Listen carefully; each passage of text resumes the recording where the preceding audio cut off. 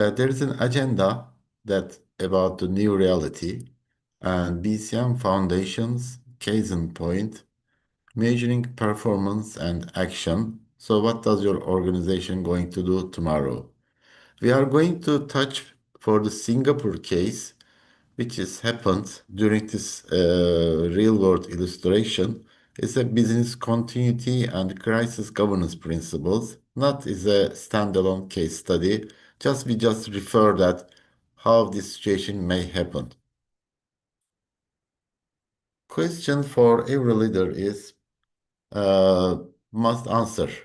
When a crisis hits and will, what keeps your organization standing? Right now, organization could be under attack. You might not know. In Singapore case, there is a major telecom operators didn't know for 11 months. It's quite amazing, you know. Not because of their system failed, but because nothing looked wrong. So they remained as they are. Seems that they keep doing. And what exactly the problem that we are going to touch for during this presentation?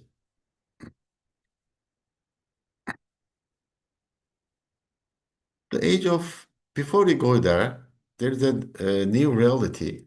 Age of continuous disruption. It happens for everywhere. Today's threat landscape, there is a cyber attacks and APT campaigns. APT is advanced persistent threat means that if there is a cyber attack comes and it remains in your organization for days, after months, and after maybe years, you never know. So they keep it like their home, then get all the benefit in your organization, and then transfer your highly critical data to the somewhere else. That's what happened during the Singapore case. It happened during to the four major telecom operators. They didn't know what it happened at the beginning. It may also happen for supply chain failures and geopolitical disruptions and the pandemics and the climate events. So resilience is the new compliance now.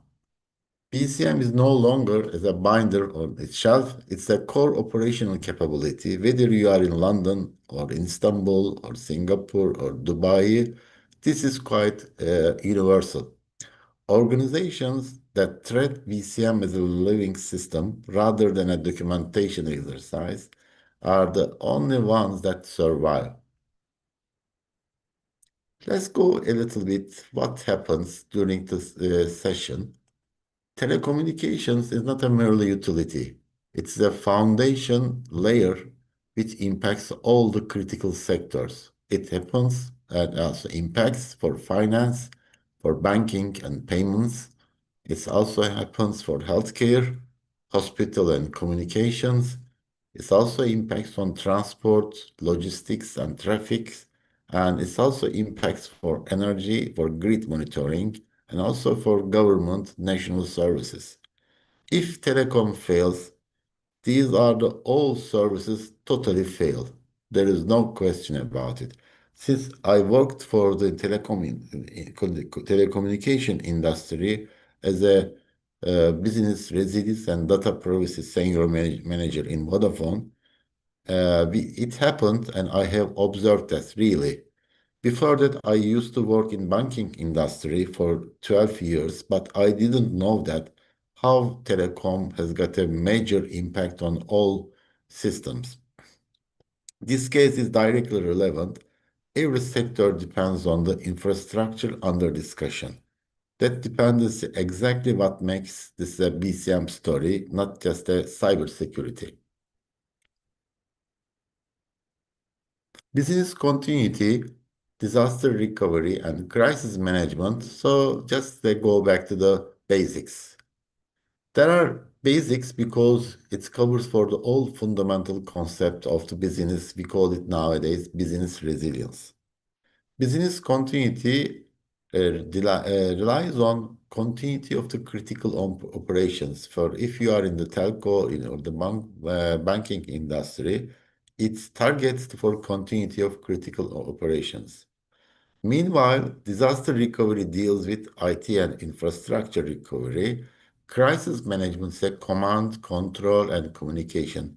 We call it triple C or CCC, a more popular way. So this is for crisis management. In BCM is the overarching for governance as a framework.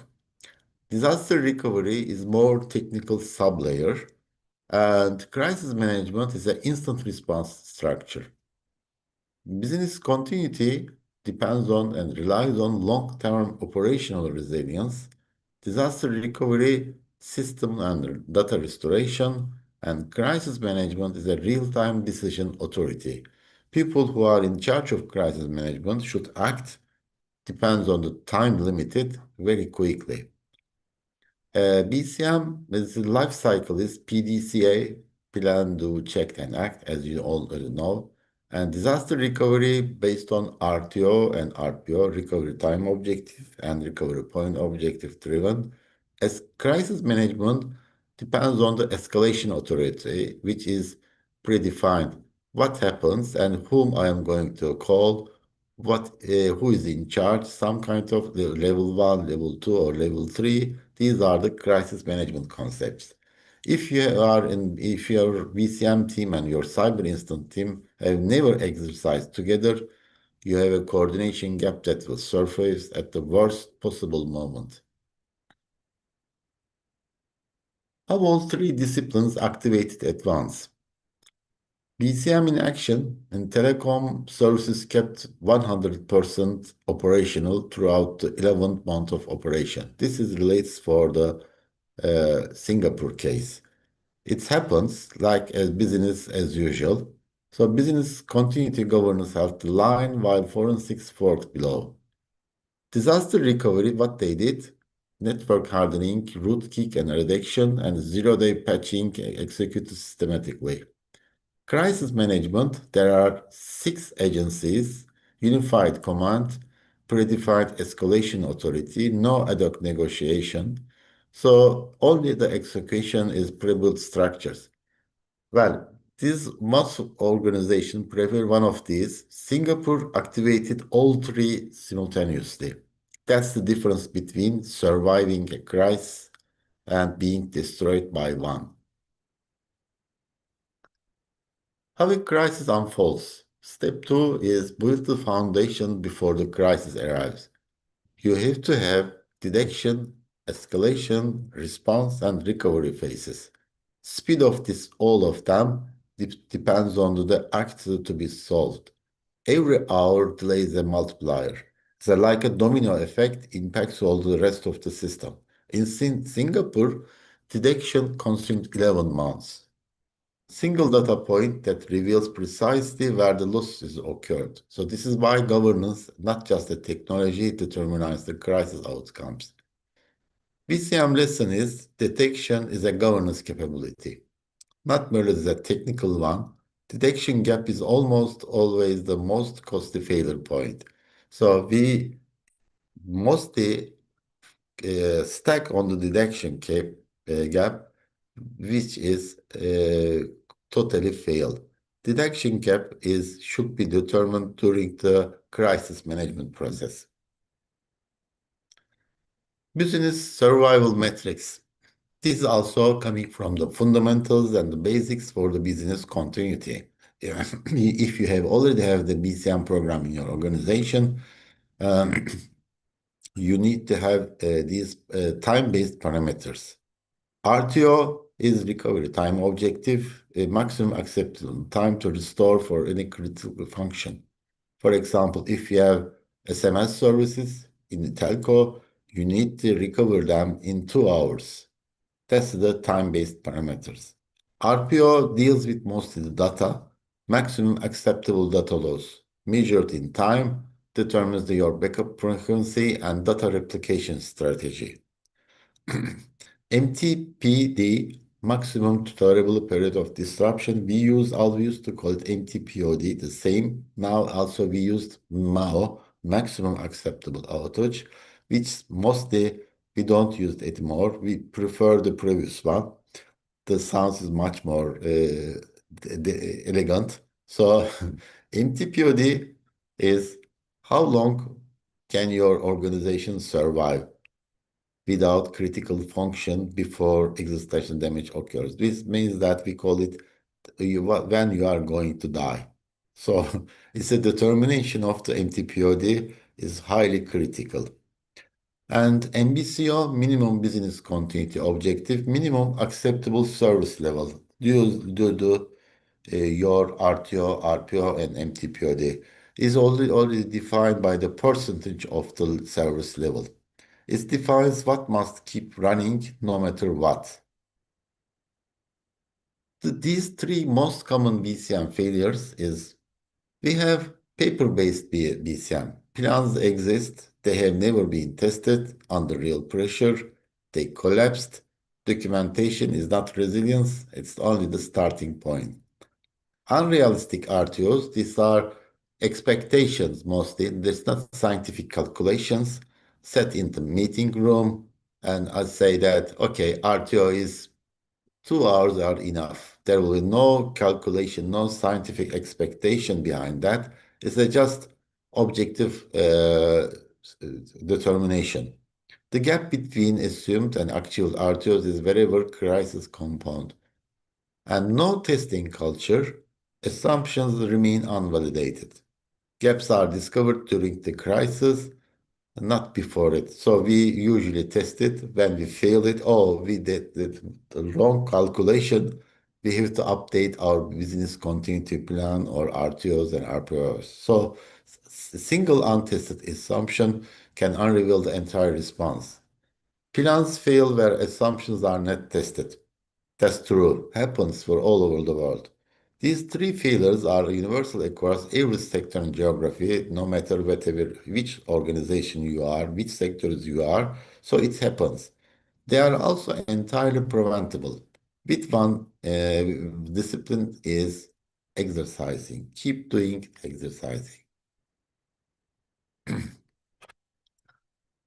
There is a like a pyramid section. We use we keep doing for the tabletop exercise. We keep discussion-based scenario review, entry point for most of the organizations. We keep also doing for second stage for functional simulation. We keep that particle activation of key functions are decision chains and the full drill end-to-end live real-time recovery exercise, which is the most efficient one. Of course, we can't go to the level one. It's quite hesitating. In Vodafone time, we couldn't do it for years and years. After that, we got encouragement and then we started full drill for real-time recovery exercise from the mobile operator as we are, or keep running for our mobile switching center and cut over and then divert the traffic to the next one. That's what we could do. But after 6 years later. So what we need to do, measure at every level, response time, decision quality, communication effectiveness, and escalation accuracy.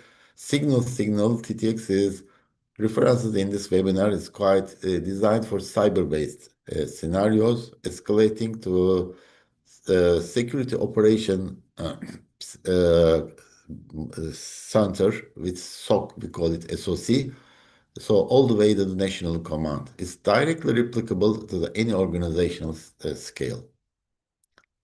Now we just move to the Singapore. What happened?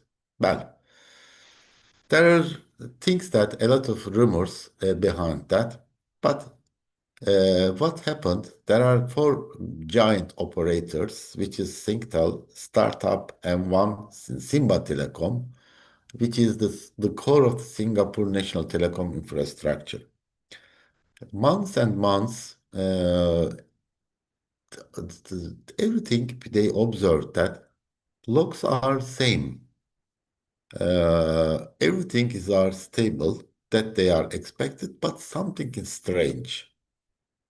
Um, They think that maybe we know something, but we can't justify. Not a single customer affected.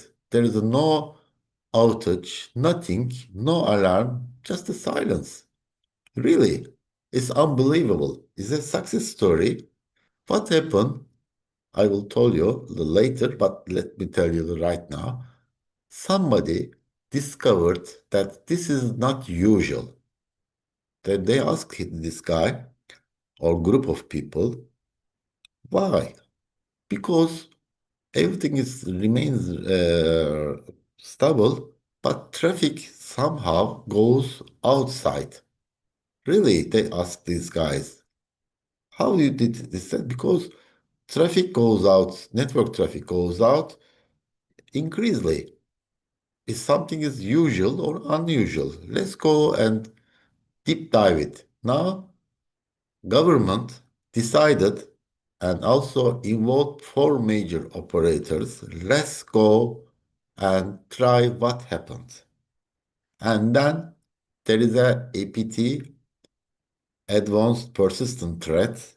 We call it very highly sophisticated attack, which is a cyber, gets to the information from the internally and then sends to the outside of the Singapore national disaster, the national infrastructure.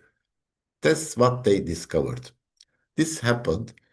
It took after 11 months to find out what happened, then try to clean and remove the rest of the data and then find the intruder. They couldn't find the intruder, but they just found that what happened. Now, detection phase is a 11 months, no alarm. Just one analyst is determined as a one anomaly. Detection is a governance capability, is a not just a technical one.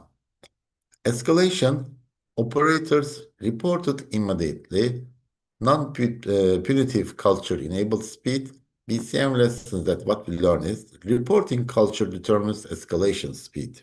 Response, more than 100 defenders and 6 agencies, pre-built governance structure activated without any negotiation. So response quality is determined before the crisis. Recovery, there is a zero service disruption, 90-day roadmap activated, hidden damage assessed, not just the visible damage. So after that, BCM lessons that what we learn, recovery is the beginning of the next resilience cycle. This wasn't a cybersecurity incident that happened to the involved BCM. This was a BCM event from the first anomaly to the final audit. How we unfold the timeline of the events. And it happened in the July 2025. Anomalous egress traffic detected. Tier 1 operators identified that there is irregularities and then reported immediately to the national regulatory authorities.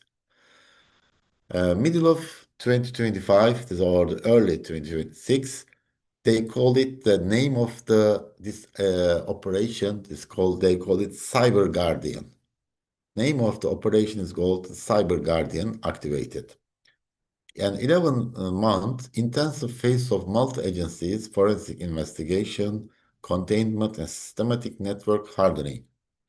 Target organizations, Synctel, Startup, M1, and Simba Telecom.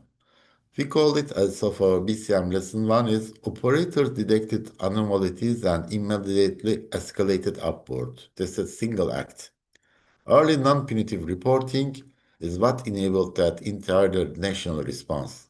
Your reporting culture is your first line of defense. Threat actor, who did this? The name of the call is UNC 3886. The name of the call for the group or people or the group of people, the attacker group. Understanding the adversary is a prerequisite for understanding the resilience response. UN 3886 represents the most sophisticated class of persistent threat actor operating today. Classification of this attack is advanced persistent threat, we call it APT, China Nexus, activated since at least to 2021, and prioritize the long-term access over immediate disruption. Access vector is zero-day exploitation for perimeter firewall devices, vulnerabilities unknown to the vendors and defenders at the time of initial access.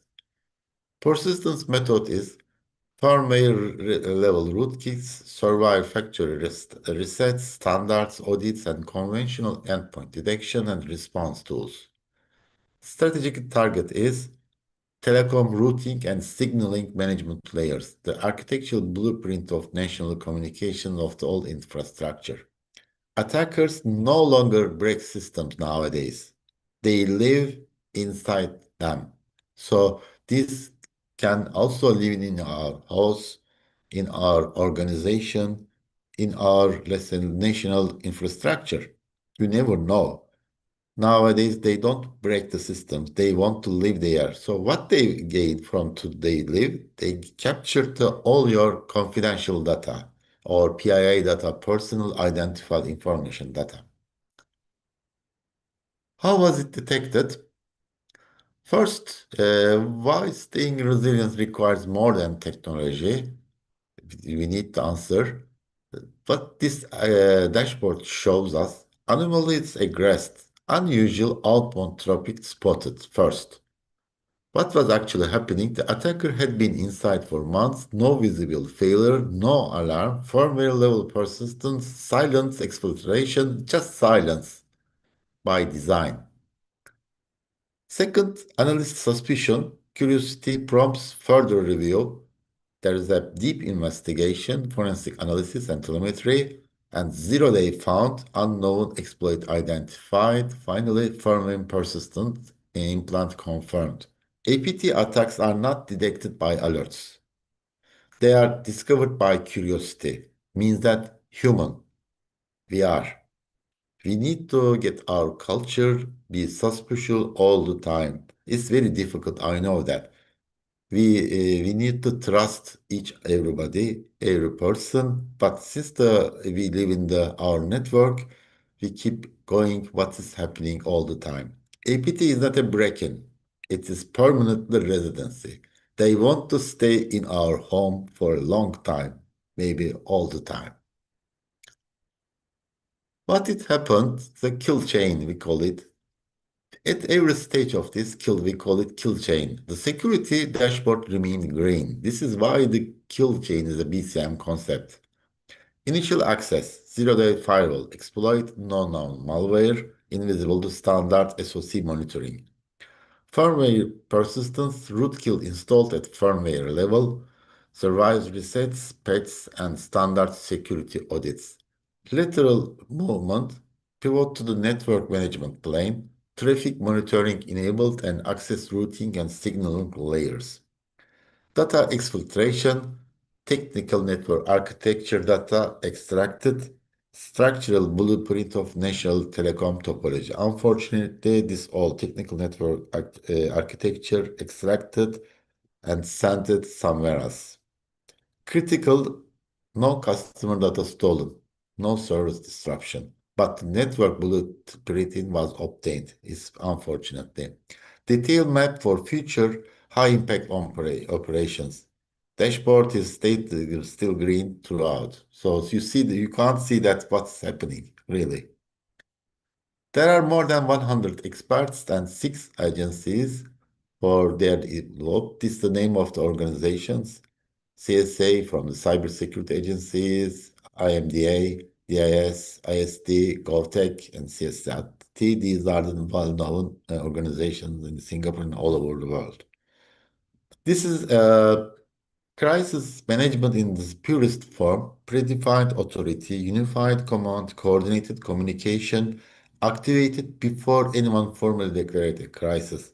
The governance relationship built before the crisis was the actual defense mechanism. Closing an instance is not the same as understanding its full impact. Singapore case illustrates that this distinction is extraordinary clarity. What was prevented? Zero service disruption.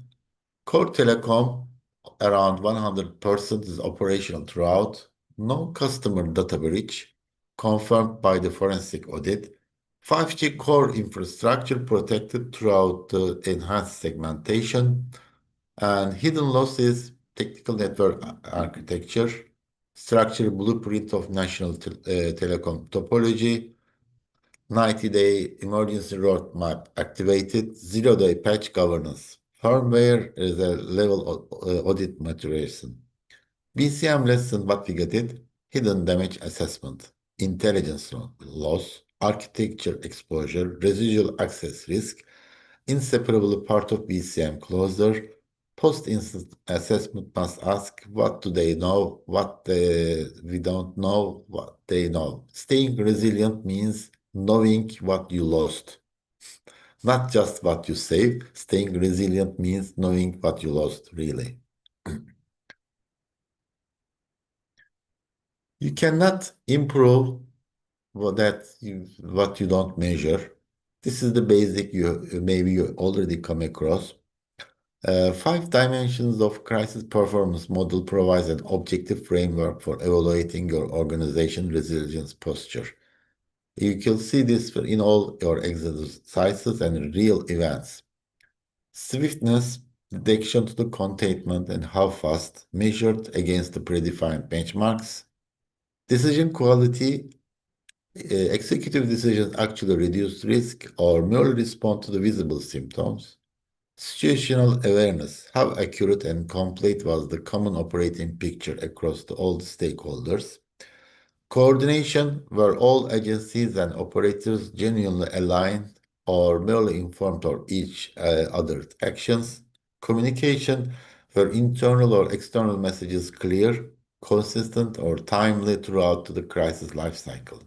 The balanced pentagon indicates the strategical resilience posture. Sharp spikes reveal dangerous imbalances. High speed with low decision quality means fast but wrong. Well, you can call it for swiftness index. Time is the most critical variable for the crisis situation. The user code for swiftness score just for calculation, detection time, escalation time, and containment time. What would happen? We can apply for the cyber guardian case. It took consumed for 11 months. The formula makes the loss point mathematically visible to the actionable. Practical use, you can apply this use in your next tabletop exercise. It removes the subjectivity from post-exercise brief. So you can make this kind of calculation or scoring in your BCM level for crisis management. Most common, who acts and what's the threshold with whose authority. Uh, if there is an incident happens, the trigger is technically anomaly in core logs. Decision authority is CISO, Chief Information Security Operators. Time sensitivity, yes, it's ours. But comparing with the major incident, is confirmed unauthorized persons intrusion. Decision authority is CO, Chief Information Officer or Chief Operations Officer, CO. So sensitivity is very limited, is in minutes. Most is in the crisis situation. Systemic risk affects multiple operators or sectors. Decision maker is CO. Time sensitivity immediately. National security, state attribution is confirmed, multi-sector threat, government and national cyber command, time sensitivity pre-activated. That means that it should be remain all the time. Predefining escalation authority is one of the highest value, lowest cost BCM investments available to any organization. Every undefined step is a delay when it matters the most. You can make this kind of calculation and make your own judgment or self-assessment. Vulnerable below 2.5, operational reactive 2.5 or 3.4, tactical stable 3.5 or 4.4, strategically resilient 4.5 or 5.0. These can be predicted based on your experience and how your business continuity or crisis management team operates. You need to do this. Now, you don't need to discover something that you already have. You can use your best practices such as ISO 22301, BCM, BIA, exercise sync, and continuity strategies. You can use information security 27001, information security, instant management, and threat intelligence. You can also use NIST CSF 2.0, identify, protect, and detect. These are the frameworks are all well known. I'm sure most of you have already come across. Maybe most of them you have already been using them. It's good for crisis response and architecture situation. Organization should integrate these frameworks and operationally, not merely documentally, perform fundamentally different when a crisis hits. Uh, we can use it for every situation. I'm going to give you the also Appendix A for related clauses for these standards and frameworks. What this case taught us, there are 5 steps to staying resilient. Take the lessons back to your organization. First, critical infrastructure is everyone's problem, not my problem. You cannot say that this is the CEO problem or Chief Information Security problem or BCM manager. Every sector depends on the telecoms infrastructure related with this case. Single point of compromise creates cross-sector cascading. Your BCM must account for dependencies outside your direct control, including your infrastructure, either you don't own or you manage. Second, invisible threat requires an invisible defense. Again, zero-day exploitation and firmware persistent bypass traditional detection entirely. Operate under the permanent assumption that the perimeter is compromised. Detection capability is now a BCM requirement, not only a cybersecurity one. Governance built before the crisis is the actual defense, not punitive reporting by 4 operators enabled national level intelligence to act on private sector, pre-built trust and escalation clarity. So they are already uh, aware what they want to do, what they are required to do. It's very good common way of doing this. Joint exercising were the decision factors, not the tools deploying during the crisis. 3 lessons, 3 BCM caps, 3 actions. Strategic lesson. Critical infrastructure is everyone's problem. BCM gap reveals BIA gap. You need to perform BIA, business impact assessment. Dependencies outside your direct control are not mapped. Your action map your third party and infrastructures dependencies in your next BIA lifecycle.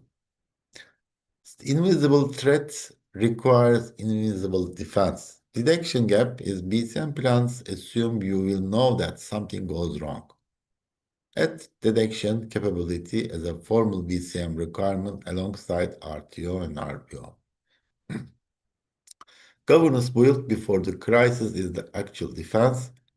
BCM gets reveals as the exercising gap, so governance structures exist on paper, have never been tested under pressure, unfortunately.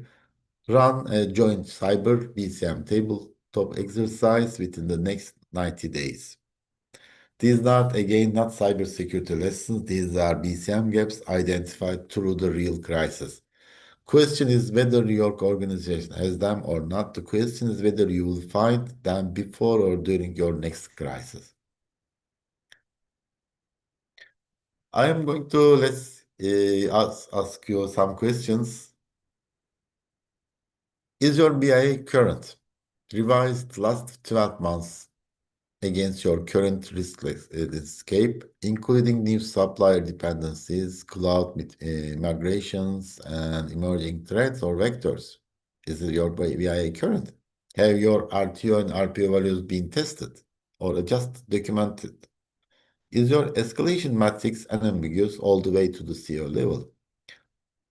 Do your cybersecurity and BCM teams exercise together?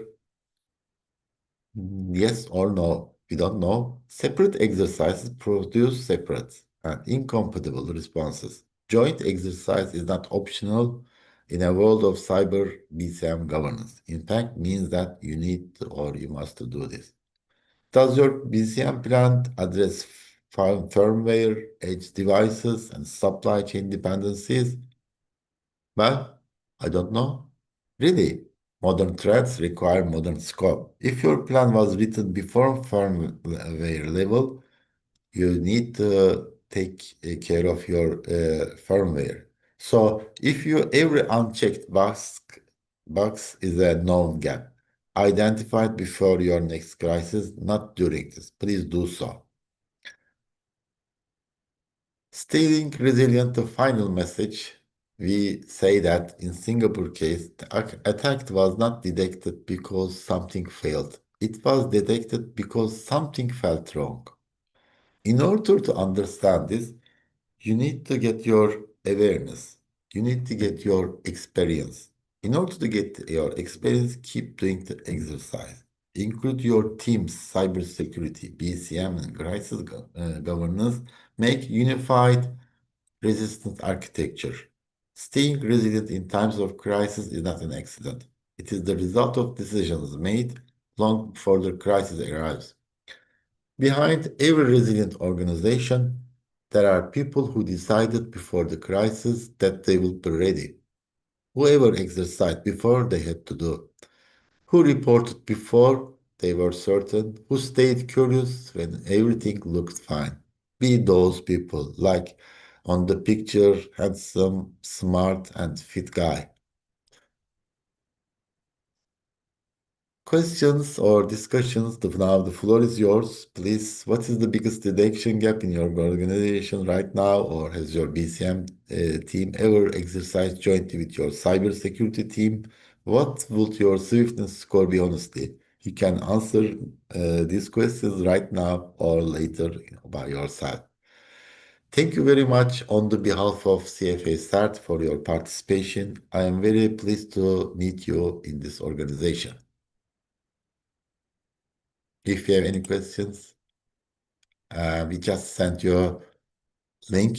You will get your certificate.